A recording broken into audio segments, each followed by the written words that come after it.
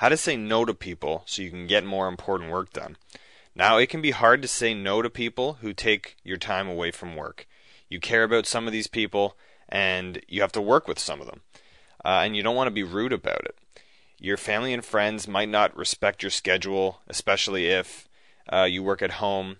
Even though you see the separation of home and work, since you're at home, they just see you as available to fix their problems or talk or get together. People in your office might come by your desk and ask you questions or make small talk. This changes your focus from one thing to another constantly. Long meetings and conversations during the day can sap hours out of your available time to work. Some go too long, pointlessly. Some might not even serve a valuable purpose. It's hard to get back to work after interruptions, and constant interruptions can give you a sort of ADD that conditions you to expect them. You become unable to have pure focus, basically. So it would be nice to be able to say no to people in a way that's not rude, so that you aren't continually pulled into time-wasting situations. So how can you do that? First of all, set a value on your time. Go ahead, actually assign a dollar value to it. How much would you like to be making? Set this value as high as reasonably possible for a person with your skills. Remember to think big, though. If you set a low value, there's very little chance you'll ever actually make a high value in your life. Convey to people that your time is valuable and be firm about it as well. Now that you have a dollar value on your time, it'll be easier to convey to people that your time is valuable. People will respect this if you convey it to them. Don't think that you're being rude by doing this. Be firm about your time schedule. There's a difference between being firm and being rude. Firmness commands respect, and rudeness does not. If you're firm about your time schedule and you respect it, people will come to respect it as well, and they'll come to see your time as being as valuable as you see it. Now, it's a different situation in the home office with family. If you have a home office, post a note on the door to your home office that says something like, "Do not disturb." If you're afraid that that makes you sound too rude, try something more friendly like, "Working, come back later and we'll talk then." It's simple and effective. Or you could try something symbolic like putting a notebook outside the foot of your door and letting your family know that when the notebook is there, you're working and they shouldn't disturb you. This way, you're doing the talking with your family instead of letting a note do the talking. You can put a whiteboard on your door and tell them to leave you a note so you can check it later. Let them know that you'll come out to talk with them later.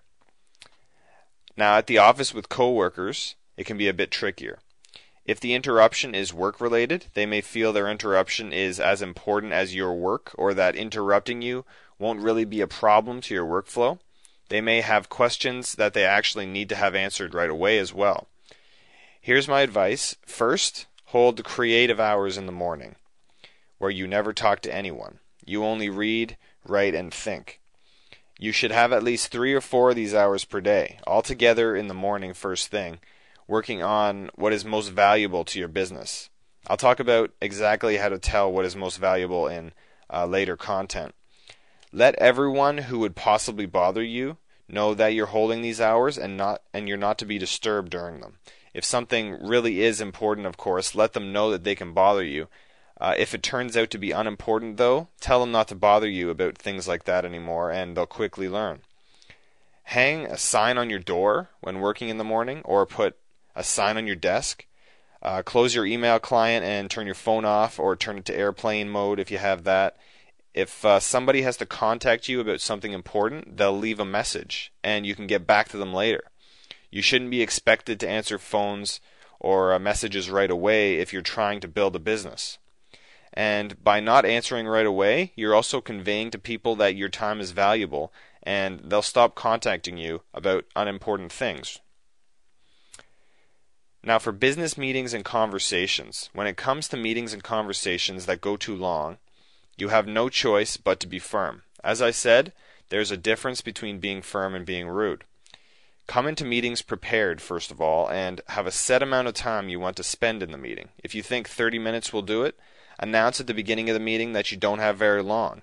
This will get everyone in more of a hurry. If the other party in the meeting is unprepared and you think the meeting may go long, simply be firm and end the meeting and say, "We'll have to finish this another time or over email. I have to be somewhere else right now," and take off. For the next meeting, you better believe that they'll be prepared to get it done on time. They'll learn that your time is valuable. The same thing applies to picking up the phone right away, answering emails right away, etc. It even applies when you're being social or dating. If your time is at a premium, it's more valuable to other people. It's like supply and demand. All you have to do is brand your time as premium time. It's not to be wasted, and keep a firm schedule, even if you're just artificially busy. The most important things to keep in mind are to keep a high value on your time, convey to others that your time is valuable and scarce, and that they better have something important to say if they're taking up your work time. And have time after work when you can concentrate on socializing with family and friends, and let your family and friends know that you'll have this time. And by the way, if you want to learn how you could significantly increase your control over your workday and your personal productivity each day, I have a training video for you worth $67.97 that'll show you how, and you can get it for free and watch it for free in just a minute from now by signing up for it at justbeproductive.com. I talk about why productivity and consistency each day can be such a struggle and how to solve these problems and have less stress and more freedom each day. All my material is based on scientific studies. I try to get as much of the mumbo jumbo out that a lot of productivity experts seem to teach. I won't mention any names, but I try to remove that stuff that doesn't have a basis in real research. A lot of it doesn't work for most people, and that's the biggest problem. Anyway, you can go to www.justbeproductive.com right now, or hit the link in the video description and go and sign up for the video training, and you can get it for free. I really hope you enjoy it, and I'll talk to you soon.